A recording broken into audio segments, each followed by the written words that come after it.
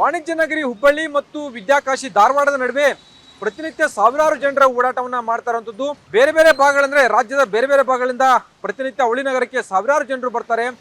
ಜನರು ಬರುವಂತ ಹಿನ್ನೆಲೆಯಲ್ಲಿ ಅವಳಿ ನಗರದ ನಡುವೆ ಸಂಚಾರ ದಟ್ಟಣೆ ಕೂಡ ಹೆಚ್ಚಾಗಿತ್ತು. ಈ ಹಿನ್ನೆಲೆಯಲ್ಲಿ 2018ರಲ್ಲಿ ಹುಬ್ಬಳ್ಳಿ ಧಾರವಾಡ ಅವಳಿ ನಗರದ ನಡುವೆ BRTS ಯೋಜನೆಯನ್ನ ಜಾರಿಗೆ ತರಲಾಯಿತು.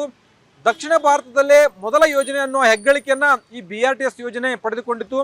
ಅದರ ಮುಖಾಂತರ ಅಂತಂದ್ರೆ 1000 ಕೋಟಿ ರೂಪಾಯಿ ವೆಚ್ಚದಲ್ಲಿ ಹುಬ್ಬಳ್ಳಿ ಮತ್ತು ಧಾರವಾಡದ ನಡುವೆ 22.5 ಕಿಲೋಮೀಟರ್ ದೂರದ ಪ್ರತ್ಯೇಕ ಮಾರ್ಗವನ್ನ ನಿರ್ಮಾಣ ಮಾಡಲಾಗಿತ್ತು. ಅಲ್ಲಿ 100 ಈ ಚಿಗರಿ ಹೆಸರಿನ AC ಬಸ್ಗಳನ್ನ ಓಡಾಟವನ್ನ ಮಾಡ್ತಾ ಇರುವಂಥದ್ದು. ಪ್ರತಿನಿತ್ಯ ಇಂದಿಗೂ ಕೂಡ ಹುಬ್ಬಳ್ಳಿ ಧಾರವಾಡದ ಈ BRTS ಪ್ರತ್ಯೇಕ ಲೈನ್ನಲ್ಲಿ 100 ಚಿಗರಿ ಬಸ್ಗಳು ಪ್ರತಿನಿತ್ಯ ಓಡಾಟವನ್ನ ಮಾಡ್ತವೆ. ಸಾವಿರಾರು ಪ್ರಯಾಣಿಕರು ಪ್ರತಿನಿತ್ಯ ಈ ಮಾರ್ಗದಲ್ಲಿ ಓಡಾಟವನ್ನ ಕೂಡ ನಡೆಸ್ತಾರೆ.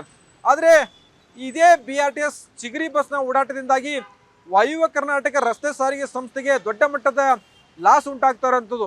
ಇದಕ್ಕೆ ಪ್ರಮುಖ ಕಾರಣ ಅಂತಂದ್ರೆ ಏನು ಬರ್ತಾ ಇರತಕ್ಕಂಥ ಆದಾಯಕ್ಕಿಂತ ಖರ್ಚು ಹೆಚ್ಚಾಗಿರೋನಲ್ಲಿ ವಾಯುವ್ಯ ಕರ್ನಾಟಕ ರಸ್ತೆ ಸಾರಿಗೆ ಸಂಸ್ಥೆಗೆ ಪ್ರತಿನಿತ್ಯ 2.5 ಕೋಟಿ ರೂಪಾಯಿ ಲಾಸ್ ಆಗ್ತಾ ಇದೆ. ಇನ್ನು ಈ BRTSನ ರಸ್ತೆ ರಿಪೇರಿ ಸೇರಿದಂತೆ ಕೆಲವೊಂದನ್ನ BRTS ನಿಗಮ ಮಾಡಿದ್ರೆ ಮತ್ತೊಂದು ಕಡೆ ಬಸ್ಗಳನ್ನ ಓಡಿಸುವುದು ಮತ್ತು ಅವುಗಳನ್ನ ನಿರ್ವಹಣೆ ಮಾಡುವಂಥದ್ದನ್ನ ವಾಯುವ್ಯ ಕರ್ನಾಟಕ ರಸ್ತೆ ಸಾರಿಗೆ ಸಂಸ್ಥೆ ಮಾಡ್ತದೆ. ಚಾಲಕರು ನಿರ್ವಾಹಕರು ಸೇರಿದಂತೆ ಪ್ರತಿಯೊಂದನ್ನು ಕೂಡ NWKRTS ನೋಡಿಕೊಳ್ತದೆ. ಆದರೆ ಇದೇ ಬಸ್ಗಳ ಓಡಾಟದಿಂದಾಗಿ ಇದೀಗ ಸಾಕಷ್ಟು ತೊಂದರೆಯನ್ನ ವಾಯುವ್ಯ ಕರ್ನಾಟಕ ರಸ್ತೆ ಸಾರಿಗೆ ಸಂಸ್ಥೆ ಅನುಭವಿಸ್ತಾ ಇರುವಂಥದ್ದು.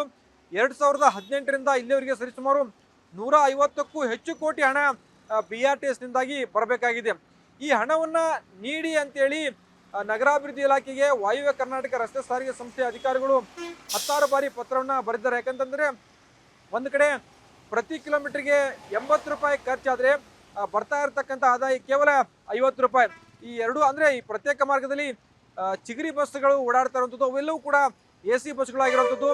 ಅವೆಲ್ಲವೂ ಕೂಡ ದುಬಾರಿ ಇರುವಂತ ಅಂದ್ರೆ ಸ್ಪೇರ್ ಪಾರ್ಟ್ಸ್ ಸೇರಿದಂತೆ ಅವುಗಳ ನಿರ್ವಹಣೆ ವೆಚ್ಚ ಕೂಡ ಹೆಚ್ಚಾಗಿರುವಂಥದ್ದು. ಹೀಗಾಗಿ ವಾಯುವ್ಯ ಕರ್ನಾಟಕ ರಸ್ತೆ ಸಾರಿಗೆ ಸಂಸ್ಥೆ ತನಗೆ BRTSನಿಂದ 150 ಕೋಟಿ ರೂಪಾಯಿಗೂ ಹೆಚ್ಚು ಹಣ ಮರುಪಾವತಿ ಆಗಬೇಕಾಗಿದೆ. ಯಾಕಂತಂದ್ರೆ ಆದಾಯಕ್ಕಿಂತ ಖರ್ಚು ಹೆಚ್ಚಾಗ್ತದೆ. ಹೀಗಾಗಿ ನೀವು ನಗರಾಭಿವೃದ್ಧಿ ಇಲಾಖೆಯಿಂದ ಹಣವನ್ನು ಕೊಡಬೇಕಂತೇಳಿ ಪತ್ರ ವ್ಯವಹಾರವನ್ನು ಮಾಡ್ತಿದ್ದಾರೆ. ಆದರೆ ಇಲ್ಲಿವರೆಗೂ ನಗರಾಭಿವೃದ್ಧಿ ಇಲಾಖೆಯಿಂದ ಹಣ ಮರುಪಾವತಿ ಮಾಡುವಂಥ ಒಂದು ಕೆಲಸ ಆಗ್ತಾ ಇಲ್ಲ. ಹೀಗಾಗಿ ವಾಯುವ್ಯ ಕರ್ನಾಟಕ ರಸ್ತೆ ಸಂಸ್ಥೆಗೆ ಹೆಚ್ಚಿನ ಭಾರ ಬೀಳ್ತಾ ಇರುವಂಥದ್ದು.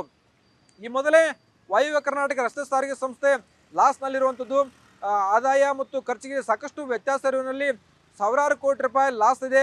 ಮತ್ತೊಂದು ಶಕ್ತಿ ಯೋಜನೆಯಿಂದ ಕೂಡ ಸರ್ಕಾರದಿಂದ ಸಮರ್ಪಕವಾಗಿ ಹಣ ಬಾರದೆ ಎನ್ನುವಲ್ಲಿ ಸಂಸ್ಥೆ ಲಾಸ್ನಲ್ಲಿರುವಂಥದ್ದು. ಇದರ ಜೊತೆಗೆ ಇದೀಗ BRTS ನಿಂದಲೂ ಕೂಡ ಲಾಸ್ ಆಗ್ತಾ ಇರೋನಲ್ಲಿ ವಾಯುವ್ಯ ಕರ್ನಾಟಕ ಸಂಸ್ಥೆಯ ನಷ್ಟ ಮತ್ತಷ್ಟು ಹೆಚ್ಚಾಗ್ತಾ ಇರುವಂಥದ್ದು.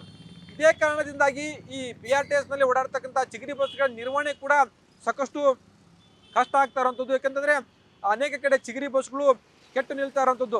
ಪ್ರಮುಖವಾಗಿ ಏನಂತಂದ್ರೆ ಇವೆಲ್ಲವೂ ಕೂಡ ವೋಲ್ವೋ AC ಬಸ್ಗಳಾಗಿವೆ. ಅವುಗಳ ನಿರ್ವಹಣೆಗೋಸ್ಕರ ಸಾಕಷ್ಟು ಹಣವನ್ನ ಸಂಸ್ಥೆ ಖರ್ಚು ಮಾಡ್ತಾ ಇದೆ. ಆದರೆ ಆದಾಯ ಸರಿಯಾಗಿ ಬರ್ತಾ ಇಲ್ಲ, ಖರ್ಚೇ ಹೆಚ್ಚಾಗ್ತದೆ. ಮತ್ತೊಂದು ಕಡೆ ನಗರಾಭಿವೃದ್ಧಿ ಇಲಾಖೆಯಿಂದಲೂ ಕೂಡ ಸರಿಯಾಗಿ ಮರುಪಾವತಿ ಆಗದೇ ಇರುವಲ್ಲಿ ನಿರ್ವಹಣೆ ಮಾಡೋದು ಕೂಡ ಸಾಕಷ್ಟು ದುಸ್ತರವಾಗಿರುವಂಥದ್ದು. ಹೀಗಾಗಿ ಅಲ್ಲಲ್ಲಿ AC ಚಿಗರಿ ಬಸ್ಗಳು ಕೆಟ್ಟು ನಿಲ್ಲುವುದು, ಅವುಗಳಲ್ಲಿ AC ವ್ಯವಸ್ಥೆ ಹಾಳಾಗುವಂಥದ್ದು ಸೇರಿದಂತೆ ಅನೇಕ ಸಮಸ್ಯೆಗಳು ಕಾಣಿಸಿಕೊಳ್ತಾ ಇದ್ದಾವೆ.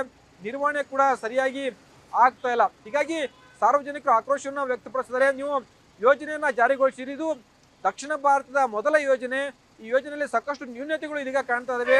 ಜನರಿಗೆ ಸಮರ್ಪಕವಾದಂಥ ಸೇವೆ ಸಿಗ್ತಾ ಇಲ್ಲ. ಹೀಗಾಗಿ ಸರಿಯಾಗಿ ನಿರ್ವಹಣೆ ಮಾಡಬೇಕಂತ ಒಂದು ಆಗ್ರಹವನ್ನ ಈ ಭಾಗದ ಜನರು ಮಾಡ್ತಾ ಇದ್ದಾರೆ. ಆದರೆ ನಿರ್ವಹಣೆ ಮಾಡಬೇಕಂತ ವಾಯುವ್ಯ ಸಾರಿಗೆ ಸಂಸ್ಥೆಗೆ ಇದೀಗ ಆದಾಯ ಸರಿಯಾಗಿ ಆದಾಯ ಬಂದರೂ ಕೂಡ ಖರ್ಚು ಹೆಚ್ಚಾಗ್ತಾ ಇರೋದ್ರಲ್ಲಿ BRTS ವಾಯುವ್ಯ ಕರ್ನಾಟಕ ರಸ್ತೆ ಸಾರಿಗೆ ಸಂಸ್ಥೆಗೆ ಇದೀಗ ದುಬಾರಿಯಾಗಿ ಭಾರವಾಗಿ ಪರಿಣಮಿಸಿರುವಂಥದ್ದು. ಕ್ಯಾಮ್ರಾಮನ್ ಶಿವಾಜ್ ಜೊತೆ ಸಂಜಯ್, TV9 ಡಿಜಿಟಲ್ ಹುಬ್ಳಿ.